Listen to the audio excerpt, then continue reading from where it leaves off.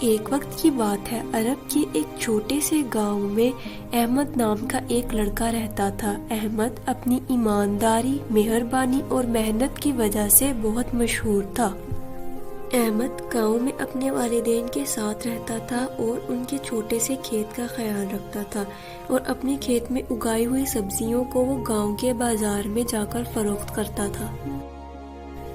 اگرچہ احمد اور احمد کے والدین بہت غریب تھے، لیکن وہ اپنی زندگی سے بہت خوش اور مطمئن تھے۔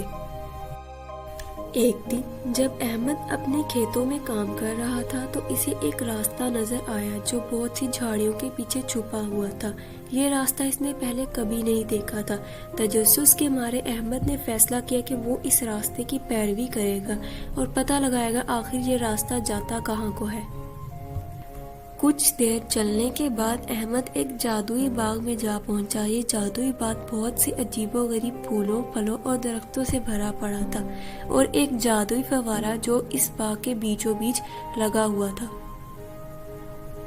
جب احمد باغ میں گھوم رہا تھا تو اسے ایک درخت دکھائی دیا جس کی شاخ پر ایک سنہری سیب لٹکا ہوا تھا۔ یہ سنہری سیب ایک سنہری روشنی سے چمک رہا تھا۔ احمد نے بہت احتیاط کے ساتھ اس سیب کو توڑ لیا اور اس نے فیصلہ کیا کہ یہ مشورے کے لیے اس سیب کو گاؤں کے ایک بزرگ کے پاس لے کر جائے گا۔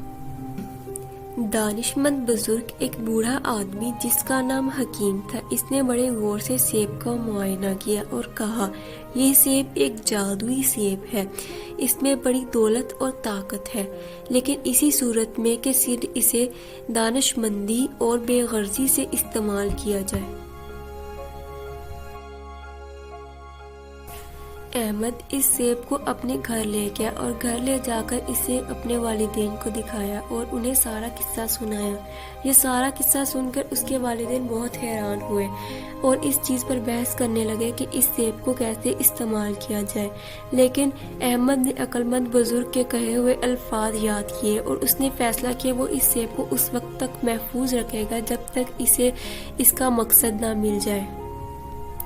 دن گزرے اور دن ہفتوں میں تبدیل ہو گئے اور ہفتے مہینوں میں۔ ایک دن گاؤں میں بہت خشک سالی آ گئی، فصلیں سوکھ گئیں، کنویں خشک ہو گئے اور گاؤں والے کھانے اور پینے کے لیے جدوجہد کرنے لگے۔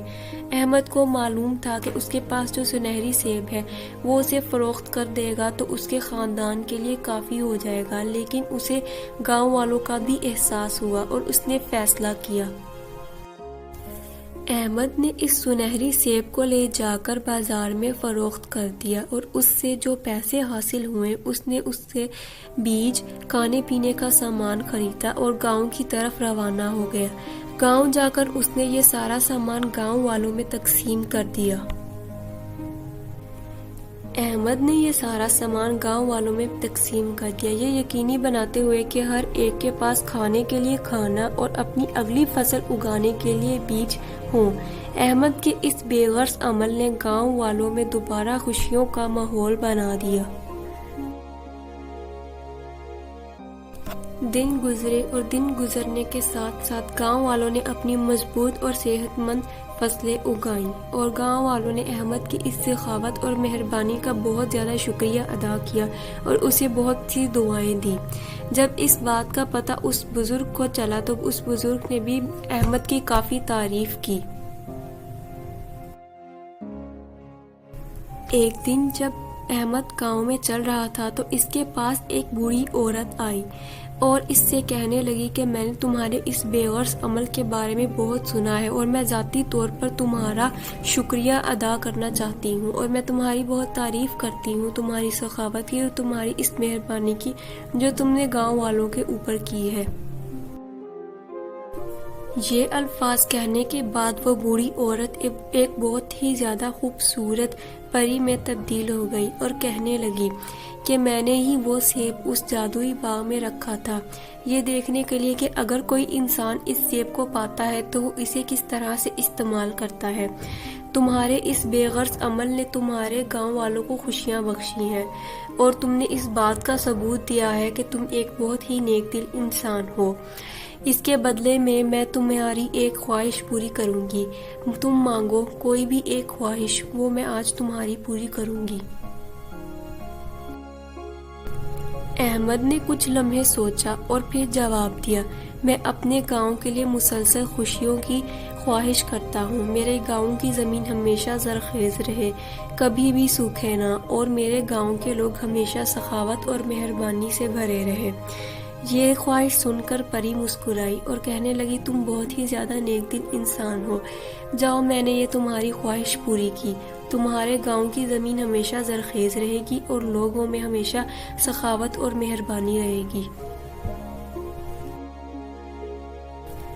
اس دن کے بعد سے احمد کے گاؤں کی زمین ہمیشہ زرخیز رہی اور لوگوں میں محبت اور سخاوت ایسے ہی بنا رہا۔ احمد کی یہ کہانی پورے گاؤں میں ایک افسانہ بن کر رہ گئی۔ اس کہانی کا اخلاقی سبق یہ ہے کہ حقیقی دولت اور خوشحالی بے غرضی اور دوسروں کی مدد کرنے سے آتی ہے۔